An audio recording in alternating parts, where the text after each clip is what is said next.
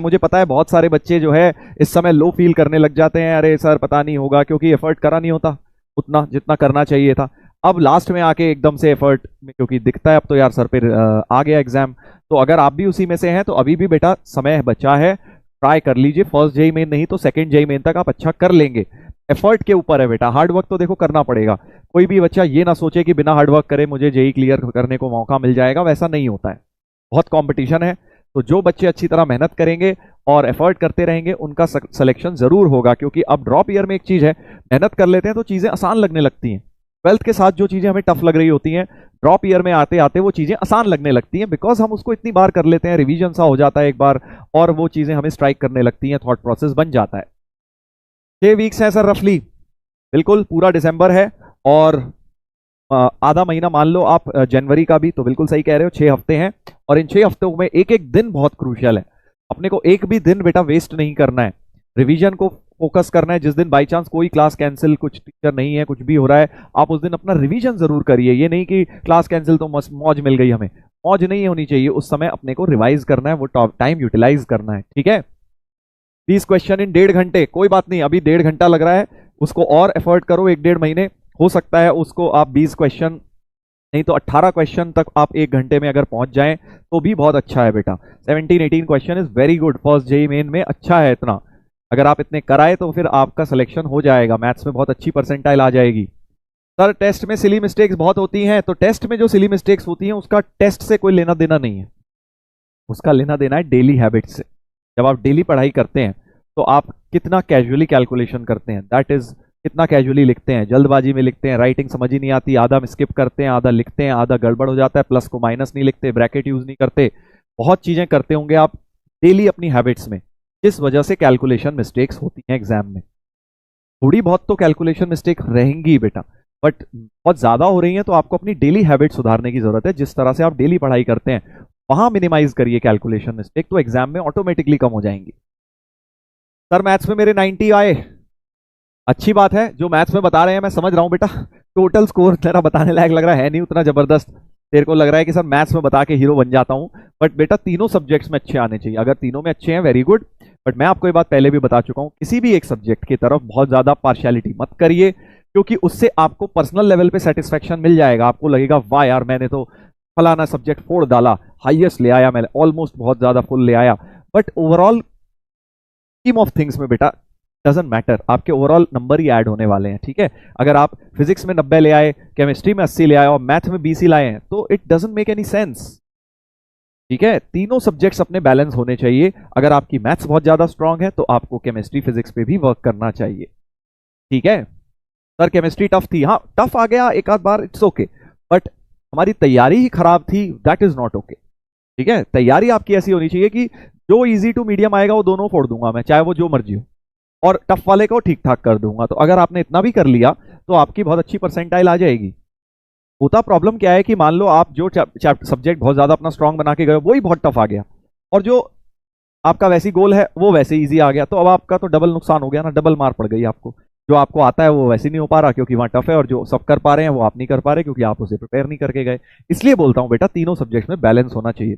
मेरा भी बैलेंस था तीनों सब्जेक्ट्स में, मतलब मेरे साथ ऐसा होता था जब मैं जेई की तैयारी कर रहा था, कभी फिजिक्स में अच्छे मार्क्स आ जाते थे टेस्ट में, कभी केमिस्ट्री में, कभी मैथ में। अगर आपके रेगुलरली एक ही सब्जेक्ट में बहुत अच्छे आते हैं और बाकी दो में उतने अच्छे नहीं आते, तो इसका मतलब कहीं ना कहीं आपका बैलेंस नहीं है, तीनों सब्जेक्ट बैलेंस नहीं है। तीनों में बैलेंस बनाओ, क्योंकि अगर एक सब्जेक्ट बहुत अच्छा है उसे एक्सीलेंट करने में जो एफर्ट लगेगा बहुत ज्यादा लगेगा, वेयर कोई एवरेज है और उसे आप गुड तक पहुंचा दोगे, वो इजीली आपका अचीवेबल टारगेट है, ठीक है। ये छोटी छोटी बातें होती हैं बेटा, बट इन सब में हम कई बार इग्नोर कर देते हैं। हमें मजा इतना आ रहा होता है वो सब्जेक्ट पढ़ने में जो हमारा बहुत अच्छा है, हम उसी को पढ़े जा रहे हैं, उसी को पढ़े जा रहे हैं, उसी पे सवाल लगाए जा रहे हैं, उसके हो रहे हैं, क्योंकि अब ये नहीं समझ आ रहा हमें कि कहीं ना कहीं हम अपना टाइम वेस्ट कर रहे हैं। हम उसको वेरी गुड से एक्सीलेंट बनाने की कोशिश कर रहे हैं, वेयर एज वेरी गुड और एक बेचारा एवरेज पड़ा हुआ है, तो उस पर हार्डवर्क करना है ना, वही तो डिफिकल्ट टास्क है, वही आपको करना है।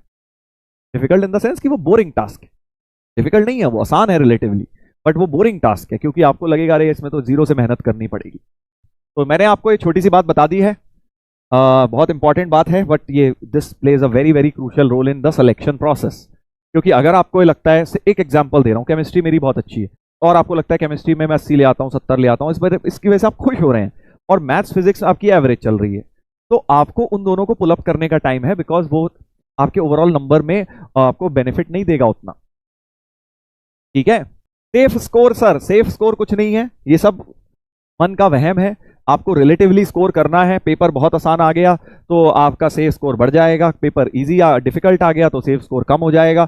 आपको एक ही चीज सोचनी होती है, स्कोर नहीं सोचना होता जेई के पेपर में। गलत मतलब पता नहीं ये कौन बोलता है, ये सब चीजें कौन बताता है सिखाता है, क्योंकि जो इंसान जेई क्लियर कर चुका है वो कभी ये नहीं बोलेगा कि सेफ स्कोर नाम की कोई चीज होती है। क्या होता है सेफ, मैं बताऊं, टाइम ऑप्टिमाइजेशन। आपका 3 घंटे का पेपर है, अगर आप उसमें आपको रियलाइज हो रहा है कि आप कहीं स्ट्रक नहीं हुए और आप बहुत ज्यादा गलती आपने कोई नहीं करी है, तो अब आपसे चाहे उन 3 घंटे में 30 सवाल ही हुए, डिफिकल्ट आए होंगे तभी कम हुए आपसे, तो आपने अपना टाइम ऑप्टिमाइज कर लिया है ना। मतलब ना तो आप कहीं स्टक हुए, आप किसी क्वेश्चन में स्टार्ट किया 15 मिनट फंसने के बाद छोड़ रहे हो, ऐसा तो कहीं किया नहीं ना। आपने कोई क्वेश्चन करा और गलती कर दी, सिली मिस्टेक बहुत ज्यादा, तो मतलब आपने क्या किया, क्वेश्चन शुरू करे और आप करने में ही बहुत टाइम लगा, क्यों, क्योंकि बहुत लेंदी थे, कैलकुलेटिव थे, डिफिकल्ट थे, तो आपने अपना टाइम ऑप्टिमाइज कर लिया है। अब हो सकता है उसमें आपसे 30 ही हुए हों घंटे में, तो वो आपका सेफ स्कोर हो गया है। बट यहीं अगर बहुत इजी पेपर आ गया और उसमें आपने 50 कर दिए और उसमें 50 के बावजूद भी आपको लगता है यार अभी तो मैंने बहुत टाइम बचा है, 50 तो मेरे हो गए, 50 में खुश हुए जा रहे हो, अरे मेरे तो 50 हो गए, 50 हो गए, ठीक है, बट पेपर बहुत इजी आया हुआ, अभी आधा घंटा तुम्हारे पास पड़ा है, तो तुम इसका मतलब समझ जाओ कि अभी तुम्हें आधे घंटे और अच्छा करना है, क्योंकि इसका मतलब आसान चल रहा है पेपर। तो अपना टाइम ऑप्टिमाइज करना होता है कि टाइम में वहां पर बैठ के आप किसी क्वेश्चन में फंसे ना, कोई जो लग रहा है कि यार डिफिकल्ट है उसे पहले ही छोड़ दो, फंसो मत, छोड़ दो देखते ही, ये नहीं कि 5-10 मिनट लगाने के बाद छोड़ रहे हो उसे, then it creates a problem, right. और दूसरा, आपको जो आता है उसे गलत करूंगा नहीं, उसे कैलकुलेशन सिली मिस्टेक करके फालतू के नंबर गवाऊंगा नहीं। तो ये 2 चीजें अगर इंश्योर कर दी तो सेफ स्कोर ही है, ये सेफ स्कोर है, ठीक है। तो इसलिए आप स्कोर के पीछे मत जाइए, आप टाइम ऑप्टिमाइजेशन के पीछे जाइए। अब मैं अगर अपनी बात करूं, जेई एडवांस वाले दिन 180 नंबर का मैथ्स का पेपर था, 184 का हमारे टाइम 2006 में, मैं 120 का अटेम्प्ट कर पाया, टाइम खत्म हो गया मेरा, मैं देख ही नहीं पाया 60 नंबर का क्वेश्चन, कि मैं 60 नंबर का पेपर ही नहीं देख पाया लिटरली एडवांस में मैथ्स का। अब क्या तुम्हें क्या लगता है फिर, सर ये तो ब्लंडर हो गया, आप 60 नंबर का तो देखा ही नहीं आपने। बट मैंने 120 नंबर का जो किया था अटेम्प्ट, उसमें मैं कहीं फंसा नहीं था, कोई गलती मैंने नहीं करी, सिली मिस्टेक करी नहीं, कोई ऐसा क्वेश्चन नहीं था मैंने 10 मिनट दे के वेस्ट कर दिए, मैंने जो जो ट्राई करे मेरे से सारे हो गए टाइम में। अब सवाल पेपर का नेचर ही लेंदी था, पेपर दिया ही उन्होंने बहुत लेंदी था, वो 2 घंटे में सॉल्वेबल ही नहीं था उतना, तो छूट गया, बट मेरे मार्क्स जितने आए वो बहुत थे एडवांस क्लियर करने के लिए, ठीक है। ऐसा होता है, this is what you call time optimisation, that you have to score relative, doesn't matter. ये कोई बोर्ड का एग्जाम नहीं है ना कि 90% से ऊपर वाले सब खुश हो जाएंगे, 90 से नीचे वालों को लगेगा अरे ठीक है, 70 से नीचे वालों को लगेगा अरे यार बेकार हो गया, ऐसा नहीं है ना, रिलेटिव है। तो अगर 10 लोग एक चीज कर पा रहे हैं, आप अगर उससे 1% बेटर कर दें तो आप बाकियों के आगे निकल जाएंगे ना। That is how it happens, this is how you clear JEE exam, ठीक है। बहुत इंपॉर्टेंट बात है, कई लोगों को सर 289 कैसे आई, फिर अबे तो ऐसे ही आई, यही तो तू समझ नहीं पा रहा है, यही तो तू समझ नहीं पा रहा है कि 289 is not about marks, it is about आपने उन 6 घंटे में अपना टाइम यूटिलाइज कर दिया कि नहीं बेस्ट तरीके से। ये समझने वाली बात है, जो जिसमें दिमाग होगा वो ये बात समझ जाएगा, वो ये बात समझ जाएगा।